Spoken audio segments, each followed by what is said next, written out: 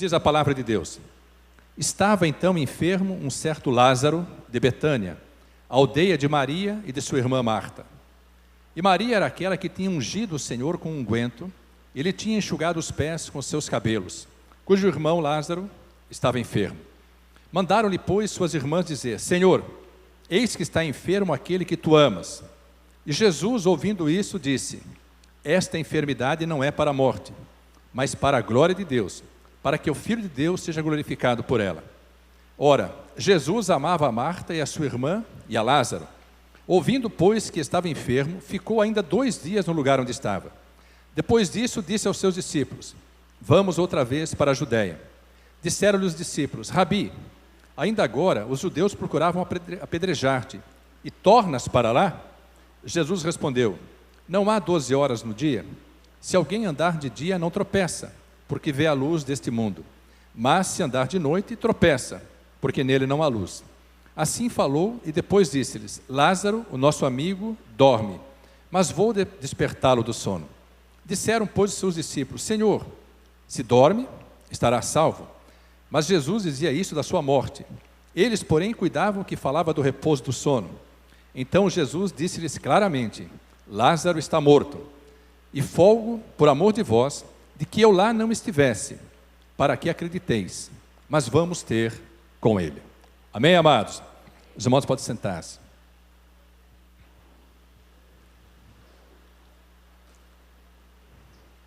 Queria que você se desligasse de qualquer distração. For usar o seu celular, use apenas para acompanhar a palavra. Não acesse nada que não diga respeito a este momento sublime, poderoso, a ministração da palavra de Deus. O Deus de toda a terra, o Senhor do universo, o Deus todo-poderoso, quer falar conosco. Quem tem ouvidos, ouça o que o Espírito diz à igreja. Amados, o Senhor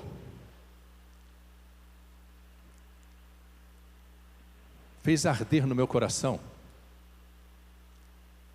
essa palavra, mas hoje o Senhor me visitou de uma forma diferente, para nós entendermos, amados, como que se processa o milagre, como que nós podemos receber hoje o milagre de que precisamos. Jesus é a fonte de todos os milagres. Amém, amados?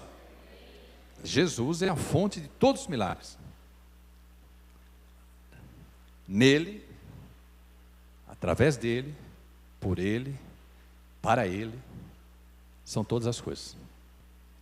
Amados, Deus o levantou de uma forma gloriosa. Deus deu a ele todo o poder. Porque Jesus é a palavra viva do Deus Altíssimo. Deus, quando deu ao pastor Walter a visão desse ministério, Deus fundamentou esse ministério nesse versículo, na parte B do versículo 24, que é: pregamos a Cristo, poder de Deus e sabedoria de Deus. Amados, é importante nós compreendermos que Deus concentrou em Jesus toda a sua plenitude. Às vezes nós falamos de Jesus, dizemos amar Jesus, mas dificilmente nós compreendemos quem é de fato Jesus, como que ele opera, que poder há nele. A palavra de Deus fala, Colossenses, capítulo 1, o apóstolo Paulo apresentando Jesus para a igreja de Colossos, de uma forma sobrenatural. Nós vamos ler esse texto. Eu queria que você fosse lendo, não como você estivesse apenas recebendo a palavra, mas que você estivesse mergulhando na palavra. Talvez seja uma das descrições mais poderosas a respeito de Cristo. Colossenses capítulo 1. Vou ler a partir do versículo 9. Diz assim a palavra de Deus: por esta razão, nós também, desde o dia em que o ouvimos, não cessamos de orar por vós e de pedir que sejais cheios do conhecimento da sua vontade, em toda a sabedoria e inteligência espiritual, para que possais andar dignamente diante do Senhor, agradando-lhe em tudo, frutificando em toda boa obra e crescendo no conhecimento de Deus, corroborados em toda a fortaleza, segundo a força da sua glória, em toda a paciência e longanimidade, com gozo, dando graças ao Pai, que nos fez idôneos para participar da herança dos santos na luz. Ele nos tirou da potestade das trevas e nos transportou para o reino do Filho do seu amor, em quem temos a redenção pelo seu sangue, a saber, a remissão dos pecados, o qual, Jesus, é a imagem do Deus invisível, o primogênito de toda a criação. Porque nele foram criadas todas as coisas que há nos céus e na terra, visíveis e invisíveis, sejam tronos, sejam dominações, sejam principados, sejam potestades, tudo foi criado por ele e para ele. E ele é antes de todas as coisas, e todas as coisas subsistem por ele. E ele é a cabeça do corpo da igreja, é o princípio e o primogênito dentre os mortos, para que em tudo tenha a preeminência. Vamos ler juntos agora o 19? Porque foi do agrado do Pai que toda a plenitude nele habitasse. Você pode glorificar a Deus? Amados, olha que descrição tremenda. Imagine o Deus Todo-Poderoso, Criador dos céus e da terra, envia o seu Filho por amor às nossas vidas. Jesus desenvolve o seu ministério em apenas 3 anos e meio. O ministério mais poderoso que já existiu sobre a face da terra. Ele não precisou mais do que esse tempo para marcar a humanidade, para marcar a nossa vida. Aqueles que estavam com ele naquele tempo não compreendiam, era difícil a compreensão. Nós, quando meditamos na palavra, quando lemos a palavra, Jesus falando aos discípulos, lemos agora o texto, ele falou: Lázaro dorme, mas vou despertá-lo. Senhor, se dorme, então está salvo, está tranquilo, já sarou. Ele falou: vocês não estão entendendo, Lázaro já morreu. E eu glorifico a Deus de que lá não estivesse, para que vocês possam crer no que vai acontecer. Eles não tinham entendimento, como nós muitas vezes não temos. O apóstolo Pedro, ainda discípulo de Cristo, no dia em que Cristo ia ser preso, Jesus falando da sua prisão, Pedro disse assim: Senhor, eu estou pronto para ir contigo até a morte. Jesus falou assim: Pedro, tu estás pronto para ir comigo até a morte? Ainda esta noite, antes que o galo cante, 3 vezes me negarás. Mas era difícil para Jesus conviver, compartilhar, inclusive com os seus discípulos, porque as coisas de Deus, elas são, como eram e como sempre serão, loucura. É difícil compreender os mistérios de Deus.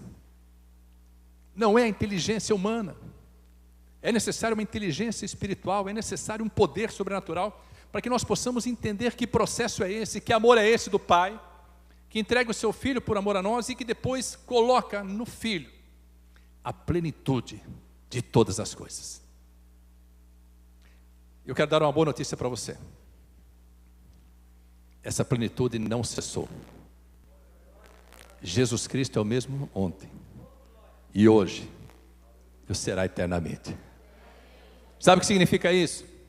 Você pode ainda viver milagres. Eu queria perguntar, quantos aqui já viveram milagres na presença do Senhor? Levante a mão e glorifique a Deus. Sabe por que nós vivemos milagres? Porque Ele é o mesmo. Nele não há mudança nem sombra de variação. Amados, Ele conquistou com a sua morte, a sua ressurreição, um nome que é sobre todo nome. O apóstolo Paulo fala em Filipenses capítulo 2, de que ele obedeceu ao Pai, tomou a forma de servo, e foi obediente até a morte, e morte de cruz, pelo que Deus o exaltou soberanamente. Ele deu um nome que é sobre todo nome, para que ao nome de Jesus se dobrem todos os joelhos dos que estão nos céus, na terra e debaixo da terra. E toda língua confesse que Jesus Cristo é o Senhor, para a glória de Deus Pai. Amados, é um poder tremendo. E esse poder hoje está à nossa disposição. Nós precisamos compreender que Jesus, Ele é a cabeça, não é o cabeça. O cabeça seria, o cabeça daquele movimento. É o líder daquele movimento. O cabeça é aquele que está movendo a multidão. Não, Ele é a cabeça. A cabeça. A igreja não existe sem Ele. Senão seria um corpo sem cabeça. Ele é a cabeça. Nós somos o corpo. Nós formamos a igreja. E aprove a Deus, amado, nos dar esse privilégio santo de vivenciarmos na igreja toda a manifestação do poder de Jesus Cristo. Como cabeça, Ele precisa ser sempre o que mais é honrado. A palavra de Deus diz que nós temos que reconhecer: Ele é o Senhor da igreja. Ele é o Criador da igreja. Ele gerou a igreja. A igreja foi gerada por Ele como uma pérola de grande valor. Porque gerada pelos sofrimentos, gerada pelas humilhações, gerada pela multidão dos nossos pecados, nossas transgressões, nossas iniquidades. Mas aprove a Deus que a igreja, sendo constituída, sendo formada, ela possa manifestar ao mundo e àqueles que estão na igreja o poder sobrenatural de Jesus Cristo. Mas eu meditando nessa palavra, eu fui levado pelo Espírito de Deus para entender as funções da igreja. A igreja é um território onde ocorrem as manifestações, o agir e operar do Espírito Santo de Deus. Hoje quem opera no meio da igreja é o Espírito Santo de Deus. O Espírito Santo, Ele dirige. O Espírito Santo tem uma função essencial. Ele é o Consolador, Ele é o que nos ensina, Ele é o que nos faz lembrar de tudo aquilo que Jesus já deixou escrito, tudo aquilo que já foi dito. Mas Ele age, Ele se move, Ele manifesta seu poder, principalmente para que Jesus seja glorificado. A função do Espírito Santo é glorificar a Jesus Cristo. Por isso que nós damos glórias a Jesus, glórias a Deus Pai, mas não damos glórias ao Espírito Santo, porque Ele existe para que o nome de Jesus, para que o Senhor Jesus seja glorificado. Jesus, por sua vez, usa o poder que lhe foi dado pelo Pai e o devolve em forma de glória ao Pai. Jesus disse, em João 14, o Pai é glorificado no Filho. A grande alegria de Deus, eu creio, é quando Jesus opera, e nós dizemos assim, em nome de Jesus, para a glória de Deus Pai. Quando Jesus opera, Deus diz assim, Deus Pai diz assim, valeu a pena. Valeu a pena entregar meu filho por amor dos meus amados, por amor às nossas vidas. É por isso que tudo quanto nós fazemos em nome de Jesus, amados, pode ser as coisas mais simples, em que Jesus manifesta o seu poder, a glória sobe para o Pai. O Espírito Santo opera, nos capacita, nos prepara. Jesus é glorificado, e em nome de Jesus nós glorificamos a Deus Pai. Deus Pai se sente maravilhado, derrama mais poder para o Espírito, que enaltece o nome de Jesus, que glorifica a Deus, e esse ciclo não cessa e não vai cessar até o final dos séculos. Não vai cessar. Por quê? Porque Jesus é o mesmo ontem, hoje, e o será eternamente.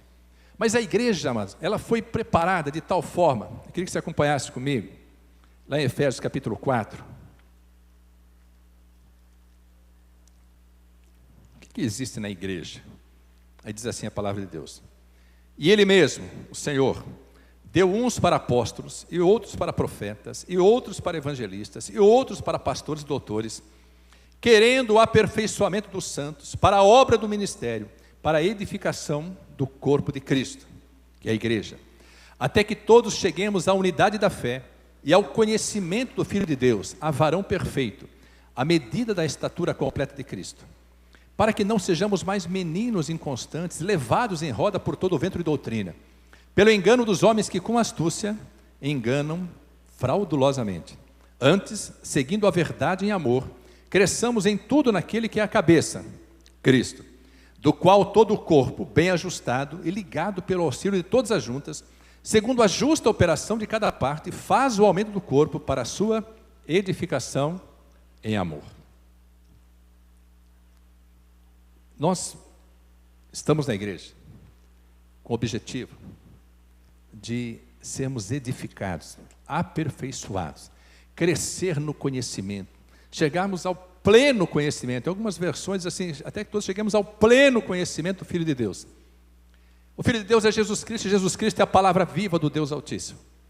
Mas que mistério é esse que nós precisamos conhecer? Por isso que Deus coloca na igreja apóstolos, profetas, evangelistas, pastores, doutores, que são ensinadores da palavra. Deus faz com que a igreja tenha todos os ministérios, sabe por quê? Porque Ele quer fazer de nós, que formamos a sua igreja, uma igreja vitoriosa, uma igreja forte, inabalável, invencível. Sabe por quê? Porque sobre nós está a cabeça, que é Cristo, a quem Deus deu todo o poder e fez habitar nele toda a plenitude. Às vezes nós falamos, mas o apóstolo Paulo dizia, escrevendo as cartas, ele dizia assim: eu não me canso de repetir as mesmas coisas, e é segurança para vós. Há uma expectativa no coração de Deus que nós possamos entender esse mistério, crescer no conhecimento. E aí eu queria que você fosse lá em Hebreus, porque é necessário que nós entendamos a preocupação de Deus com cada vida que é trazida à igreja. Nós vamos ler Hebreus, capítulo 13, vamos ler o versículo 7 e o 17.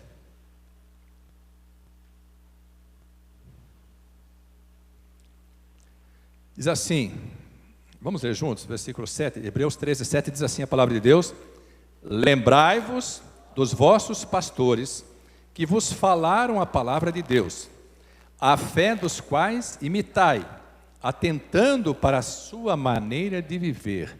Se alguém pregar, mas não viver o que prega, não precisa imitar, não precisa atentar. É necessário que se viva aquilo que é pregado. Versículo 17. 13, 17. Hebreus 13, 17 diz assim a palavra de Deus, vamos ler juntos? Obedecei a vossos pastores e sujeitai-vos a eles, porque velam por vossa alma, como aqueles que hão de dar conta delas, para que o façam com alegria e não gemendo, porque isso não vos seria útil. Amém, amados? Palavra de Deus significa o seguinte: você está tendo oportunidade de aprender, você está tendo oportunidade de ouvir, você está tendo oportunidade de obedecer aquilo que Deus determina. Não haverá vitória na sua vida, não haverão milagres na sua vida, na sua casa, não haverá prosperidade, se você não se submeter a este poder, maior poder do universo. A palavra de Deus, ela foi exaltada acima do próprio nome do Senhor Jesus Cristo, porque ela é o próprio Senhor Jesus Cristo. Mas Deus diz na sua palavra, através do escritor de Hebreus, que eu creio seja Paulo, ele diz assim: vocês precisam estar atentos a tudo que é dito na igreja, a tudo que é ensinado na igreja. Vocês precisam obedecer às orientações que recebem. Evidentemente, os pastores precisam trazer à igreja orientações que emanem, que se fundamentem na palavra de Deus. Não é o que nós achamos, é o que Deus determina.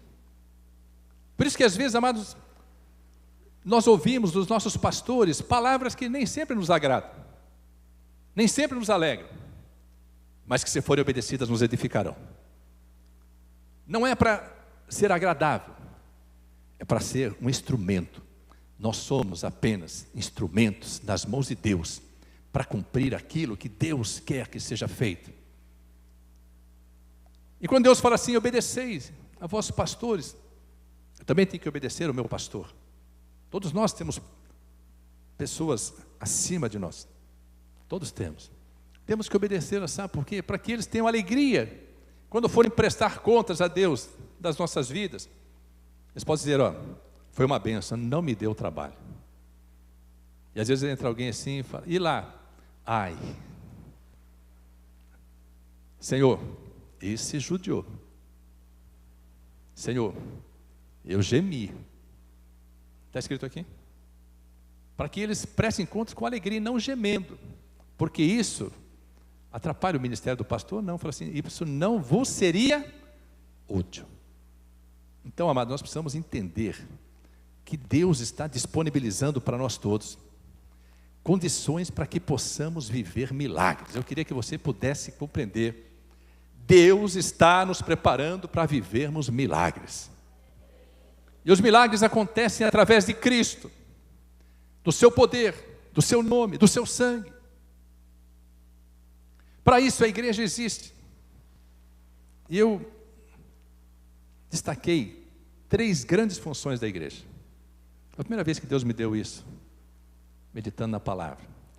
A primeira delas, o ensino da palavra.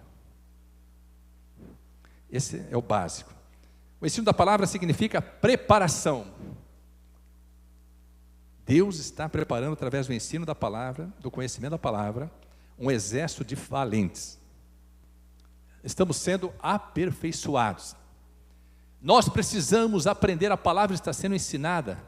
Nós temos os tempos de estudo da palavra. Nós temos a própria palavra. Deus traz revelações da palavra. Deus levanta, amados, como se estivesse levantando a linha e mostrando que está debaixo daquela linha, revelando mistérios. Quando a palavra é ensinada, nós estamos sendo preparados para compor esse exército de valentes. Deus precisa de um exército na terra. Deus tem um exército celestial, são os anjos. Deus tem um exército que nós não podemos subestimar, que é o seu povo eleito, não adotado. Nós somos adotados. O povo eleito é o povo judeu. Então Deus tem os anjos. Deus tem o povo judeu. E Deus tem um terceiro exército, do qual você faz parte, que é a sua igreja. Amados, Deus está formando um grande exército. Sabe quem vai mudar o mundo? Nós vamos mudar o mundo.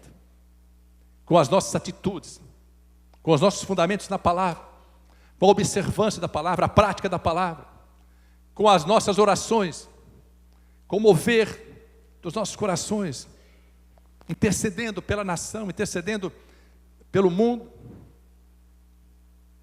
Então nós aprendemos a palavra, somos ensinados porque estamos sendo preparados. É necessário que façamos parte desse grande exército. Agora, a palavra é ensinada, mas ela pode não ser conhecida. O que nós recebemos, amados, nos cultos de domingo, é uma grande bênção de Deus. Mas eu queria que você pudesse entender o que eu vou falar. Não é suficiente para que haja transformação na sua vida. Não é suficiente para que o seu caráter seja forjado como um caráter cristão. Nós não podemos caminhar na presença de Deus comendo uma só vez na semana, ainda que seja uma mesa farta, ainda que a comida seja boa. Como foi dito hoje pelo pastor Paulo ainda, que seja uma boa comida, um bom tempero, seja uma porção bendita, não é suficiente para te fortalecer durante toda a semana. Não é suficiente para mover o seu coração, mover a sua mente e transformar o seu entendimento. Então, se uma das funções da igreja, daqueles que Deus coloca como ministros, como ensinadores, é ensinar, nós precisamos buscar aquilo que Deus disponibiliza na igreja, que é o segundo fundamento, o conhecimento da palavra. Se ensino fala de preparação, conhecimento fala de capacitação. Capacitação. Amados, para nós nos capacitarmos, nas nossas profissões, nós precisamos estudar, ter o conhecimento. Não basta estar matriculado na faculdade. Se você não frequentar, você não vai se formar, não vai se capacitar. Nós precisamos nos capacitar, precisamos conhecer. E Paulo escreve a Timóteo, 2 Timóteo. Se estiver em Hebreus, volta um pouquinho, está em 2 Timóteo. Paulo diz assim para Timóteo, versículo 15: procura apresentar-te a Deus aprovado, como obreiro que não tem de que se envergonhar, que maneja bem a palavra da verdade.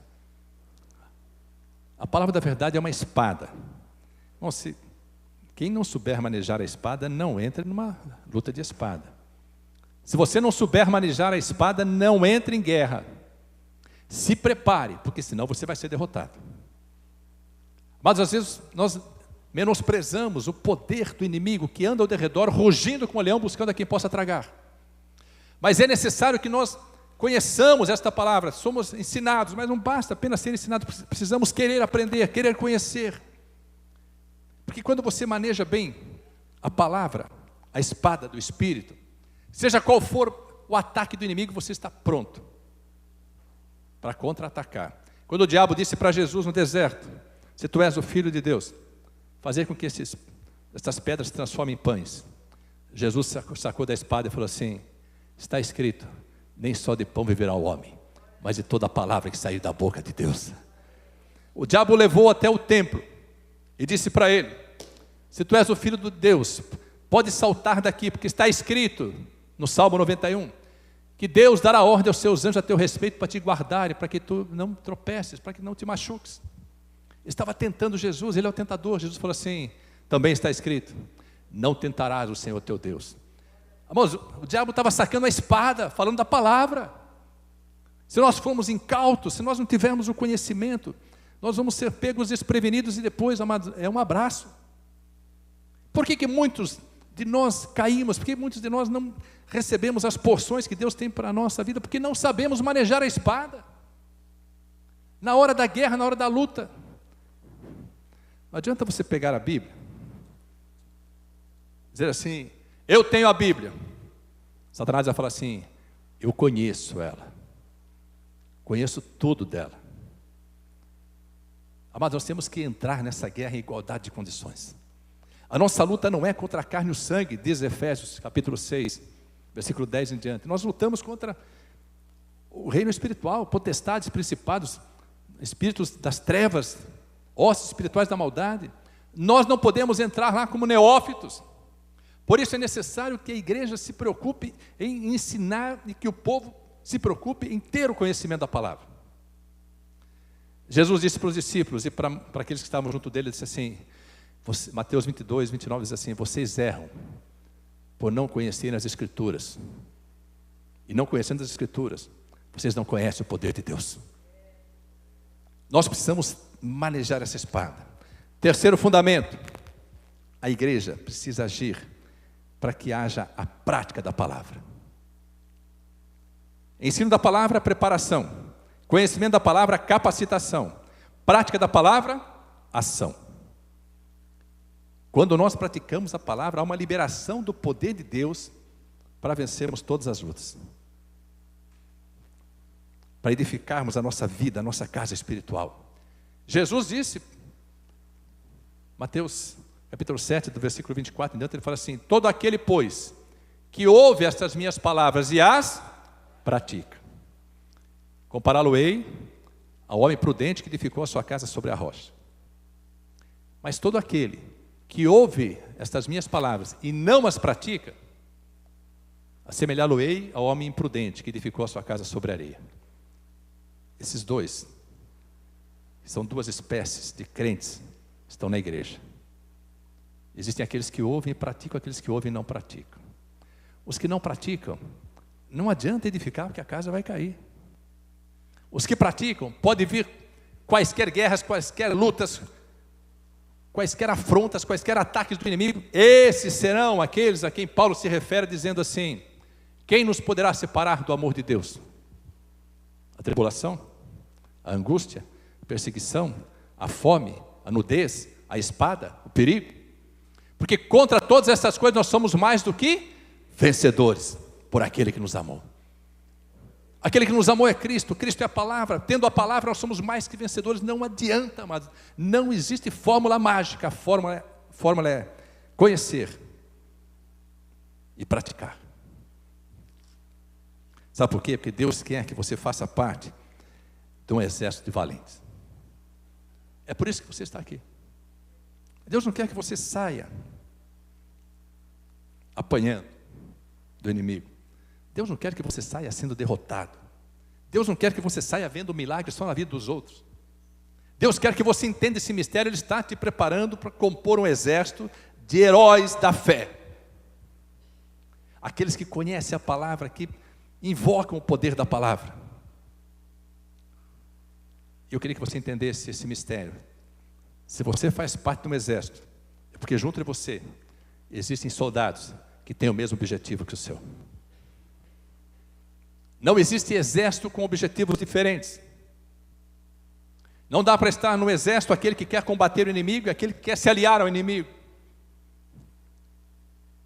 Nós somos embaixadores de Cristo. Nós, através da igreja, somos, presta atenção, os representantes do poder de Deus aqui na terra. Você acha pouco isso para você? Deus não mandou os anjos. Deus não mandou os anjos. Mateus capítulo 16, abre Mateus capítulo 16. Versículo 13. E chegando Jesus às partes de Cesareia de Filipe, interrogou os seus discípulos dizendo: quem dizem os homens ser o filho do homem? Homem com H maiúsculo. E eles disseram: uns João Batista, outros Elias, e outros Jeremias ou um dos profetas. Disse-lhes ele: e vós, quem dizeis que eu sou? E Simão Pedro, respondendo, disse: tu és o Cristo, o Filho do Deus vivo. E Jesus respondendo disse-lhe: bem-aventurado és tu, Simão Bar-Jonas, porque não foi carne e sangue quem te revelou, mas meu Pai que está nos céus. Pois também eu te digo que tu és Pedro, e sobre esta pedra edificarei a minha igreja, e as portas do inferno não prevalecerão contra ela. E eu te darei as chaves do reino dos céus, e tudo o que ligares na terra será ligado nos céus, e tudo o que desligares na terra será desligado nos céus. Jesus disse para Pedro assim: tu és Pedro, e sobre esta pedra. Mas eu fui pesquisar. Quando Jesus fala para Pedro, tu és Pedro, ele usa uma palavra grega que é Petros. Petros. E quando ele diz assim, sobre esta pedra, a palavra grega que ele usa é Petra. E aí Petra significa uma grande pedra, uma rocha, né, que seria a pedra fundamental, a pedra angular, que é o próprio Cristo. E ele diz para Pedro: tu és Petros, tu és partícula da grande pedra, tu és partícula da rocha. E sobre esta pedra, esta Petra, esta rocha, que sou eu, será edificada a minha igreja. E eu estou te dando poder e autoridade. Não só a você, Pedro, entenda isso. Falando para os amados. A todos os demais Petros. Então, eu quero dizer para você, receba isto. Tu és Petros. Vou repetir. Tu és Petros. Nós somos partículas da rocha. Amados, a rocha eterna foi despedaçada, foi moída, foi triturada. Mas ela é o fundamento da igreja. Nós hoje, quando estamos juntos, amados, em unidade, em concordância, nós formamos a igreja inabalável, invencível, vitoriosa, contra a qual as portas do inferno jamais prevalecerão. Jamais prevalecerão. Você faz parte. Se a sua vida não estiver, a igreja não estará completa. Dá para entender isso? Porque você é Petros, você faz parte dessa rocha. Você precisa estar fundamentado, sendo edificado. Por isso Paulo disse, a palavra é ensinada para a edificação do corpo de Cristo. Nós estamos em construção. Você conhece certamente pessoas imperfeitas que estão na igreja. Nós somos imperfeitos. mas estamos sendo aperfeiçoados. Ninguém pode se vangloriar dizendo assim, eu já estou perfeito. Se existe algum perfeito, já foi recolhido. O único perfeito é o Senhor. Então, ao invés de nós estarmos criticando os Petros que estão conosco, formando a igreja, o corpo de Cristo, somos parte, somos membros desse corpo. Tem dedinho, tem coração, tem pulmão, tem braço, tem perna. Não tem cabeça. Tem pescoço, mas não tem cabeça. A cabeça é Cristo.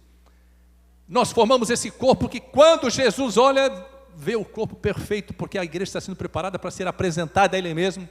Uma igreja santa, imaculada, sem mácula nem ruga, irrepreensível. E nós fazemos parte desse processo tremendo. Nós precisamos estar em unidade, precisamos estar em concordância. A igreja precisa estar em unidade porque precisa ter a unidade da fé, unidade de objetivo. Nós compomos um grande exército. Tem que haver unidade, mas tem que haver concordância. Mateus 18, versículos 19 e 20. Eu vou ler o versículo 18 também, porque dá liga com aquele texto que nós lemos, de Mateus 16. Mateus 18 diz assim, em verdade vos digo que tudo que ligardes na terra será ligado no céu, e tudo que desligardes na terra será desligado no céu. Também vos digo que, presta atenção, se 2 de vós concordarem na terra acerca de qualquer coisa que pedirem, isso lhes será feito por meu Pai que está nos céus. Porque onde estiverem 2 ou 3 reunidos em meu nome, aí estou eu no meio deles. Sabe o que significa isso? Em 2, nós formamos já uma igreja invencível. Porque se 2 estiverem reunidos em nome de Jesus Cristo, quem está lá? A cabeça da igreja. Ele está conosco. E se nós concordarmos, por isso, amados, que nós precisamos andar em unidade e concordância. Amados, quando a igreja intercede, nós temos vivido milagres, Deus tem operado sinais e maravilhas, sabe por quê? Porque Deus está trazendo uma unidade, Deus está tirando toda a parede de divisão, Deus está fazendo com que as brechas sejam tapadas, e Deus tem levantado intercessores concordam a respeito do objetivo de uma oração, e Jesus diz assim, se 2 de vós, o quórum mínimo são 2, para alcançar a sua bênção, a sua vitória, o seu milagre, o quórum mínimo são 2, se 2 de vós concordarem a respeito de qualquer coisa que pedirem, meu Pai que está nos céus lhes concederá. Amados, quando marido e mulher têm o mesmo propósito, caminham juntos, em concordância, essa casa é vitoriosa. Quando pais e filhos, quando irmãos concordam, quando a igreja está em concordância, quando a igreja está unânime, orando em concordância, é uma igreja triunfante, é uma igreja vitoriosa, e os milagres acontecem. Mas esse mistério é tremendo, nós precisamos entender exatamente que o poder da igreja foi liberado como representante da autoridade de Deus na terra. Às vezes nós achamos pouco, talvez você não tenha ainda alcançado a dimensão do poder que foi liberado para a sua vida. Voltemos a Lázaro capítulo 11, lá em João capítulo 11, falar sobre a ressurreição de Lázaro. Preste bem atenção aqui, amado. O último versículo que nós vemos foi o 15, diz assim, e folgo por amor de vós de que eu lá não estivesse, para que acrediteis, mas vamos ter com ele. Lendo agora, versículo 32. Tendo, pois, Maria chegado onde Jesus estava, e vendo-o, lançou-se aos seus pés, dizendo, Senhor, se tu estivesses aqui, meu irmão não teria morrido. Jesus, pois, quando a viu chorar e também chorando os judeus que com ela vinham, moveu-se muito em espírito e perturbou-se. E disse, onde pusestes? Disseram, Senhor, vem e vê. Jesus chorou. Amado, sabe por que Jesus chorou? Eu creio. Ele já havia dito para todos que aquela enfermidade não era para a morte. Irmãos, prestem atenção, porque é mistério de Deus. Ele já disse, essa enfermidade não é para a morte, mas é para a glória de Deus. Quando Lázaro morreu, ele disse para os discípulos, bom, e ele ficou alguns dias ainda, onde estava, depois que ele foi para Betânia. Vocês acham que a notícia ficou só entre os discípulos? Toda a multidão foi movimentada, velaram o corpo de Lázaro, enterraram o corpo de Lázaro, todo mundo lamentando. Jesus chega e diz, ele já encontra ali os familiares, encontra amigos, diz assim, ele vai ressuscitar. Maria, irmã de Lázaro, falou, sei, Senhor, ele vai ressuscitar no último dia. Ele falou, não, eu sou a ressurreição e a vida. Eu tenho esse poder. Ela falou, eu sei, Senhor, ele vai ressuscitar no último dia. Aí Jesus encontra Marta, Marta fala, Senhor, se tu estivesse aqui, meu irmão não teria morrido. Jesus vê todo o povo chorando, ele fala assim, meu Deus, eu já disse que essa enfermidade não é para a morte, é para a glória de Deus. Jesus chorou ao ver a incredulidade do povo. Ele não ia chorar porque Lázaro estava morto, porque ele sabia que ia ressuscitar. Ele chorou dizendo assim, até quando? Até quando eles não vão entender, vão ficar sem entender os mistérios do reino de Deus? E eu queria que você pudesse hoje entender, há um mistério poderoso sendo liberado sobre as nossas vidas hoje, através dessa palavra, sabe por quê? Porque chegou o tempo de vivermos milagres. Chegou o tempo de vivermos milagres, amados. E Jesus continua dizendo assim, disseram, versículo 36, disseram, pois, judeus, vede como o amava. E alguns deles disseram, não podia ele, que abriu os olhos ao cego, fazer também com que este não morresse? Jesus, pois, movendo-se outra vez, muito em si mesmo, foi ao sepulcro. E era uma caverna e tinha uma pedra posta sobre ela. Disse Jesus, tirai a pedra. Marta, irmã do defunto, disse, Senhor, já cheira mal, porque é já de 4 dias. Será que Jesus perde a paciência conosco? Eu queria que você refletisse agora. Jesus tem poder para mudar todas as circunstâncias da sua vida. Você crê nisso? Jesus tem poder para mudar a sua história, para mudar o seu caráter, tem poder para transformar.